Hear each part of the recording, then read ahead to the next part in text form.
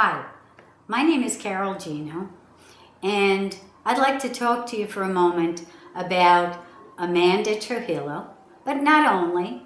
I'd like to talk to you, about me, and about all of the patients and all of the nurses that are getting behind Amanda because she's brought a situation to light that's a very important situation for all of us. What Amanda did, if you've managed to escape the media around it, is that she stood up for a patient's right to choose a treatment that was different from what her doctor suggested, as it appears. Allegedly, that's what happened. Now, I would say that I don't care about the details because I've been in the position that Amanda's in so many times. I can't tell you how many times I heard, "Young lady, I'll take your license for this." That's when I was young. And they could take my license, but nobody did. And there were an awful lot of reasons at the time that they could threaten a nurse with taking her license. Well, the organizations worked really hard to expand the role of nurses. Healthcare has tried very hard to make room for nurse practitioners and nurses in expanded practice to do more, take over primary practices and things like that. The problem is that every time a nurse does that, it's the nurse who pays. We don't have the AMA behind us. We don't have a strong enough organization. Why that's important is not only for the nurses who are standing as a bridge between the corporate headquarters and profit-making systems of healthcare, but it's important because patients have a right to know. And nurses are the bridge between the jargon in medicine, in the business of medicine, in the medical machine, and the patients. Nurses are the ones who help interpret. Under our scope of practice now, we are meant to educate. Amanda was educating. She understood when she questioned her patient that the patient didn't understand everything about a liver transplant.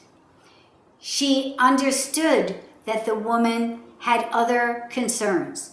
What she ordered was a consult for pain relief and comfort care with hospice. That seems to me within a scope of practice. Anybody with a half a brain should understand that a nurse should be able to tell a patient this without being in danger. Well, doctors have a different deal. For a long, long time, doctors were, major godheads in the healthcare system. They did bring in business, they did make hospitals money, and the nurses were stacked with the beds, pans, and the gauze pads in the closet of hospitals. We're part of a hospital's budget, and doctors bring money into a hospital. So, okay, we have a doctor who had a fit. Maybe he had a bad day. Maybe he has a power thing. Maybe his ego was hurt. Maybe he really believed this woman should have a liver transplant. Who knows? But the fact is that we have had to fight to get enough education. And we've spent years in school and a lot of money to get an education as a professional so that we have the right to educate our patients and give them a choice. That's what Amanda did. Okay, so she got fired. And now before the Board of Nursing of Arizona will give her back her license, she has to undergo a mental health evaluation, PTSD. Every young nurse who is brought up in a middle-class background and walks into a hospital for the first time and sees the terrible damage and destruction that disease can do to people has to have PTSD. Every time you hold a baby or a person who dies on you in your arms and you look death straight in the eye, let me tell you, PTSD, they haven't developed a title for what nurses should have. They're seeing it in soldiers now. We don't set out to go out and kill anyone. We try to help them. But do we see the same devastation and loss and pain? Do we understand our own mortality in the same way? Yes. Well, what Amanda's done is she's brought all of this to light, and we have to act on it. What she has also done, which I think is great, is where the big statement was, nurses eat their young. We're not doing that. There's a group of us who are going to stand with her. We're not going to be powerless anymore, because a defenseless defender is no good to anyone, not to nurses, not to themselves, and not to the patients. For Amanda, thumbs up.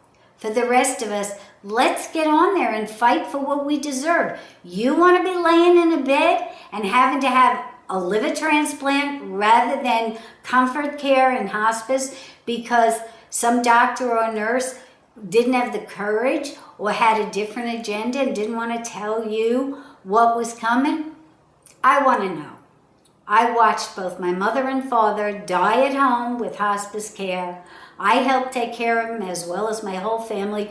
We and all the little kids in our family had death in our living room with each, my mother and father, and we learned so much from it.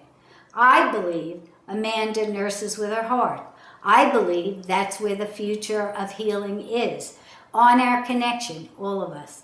Hey, get the petition signed. Let's stand behind her. Let's examine what's going on now, and let's define nursing for what it is.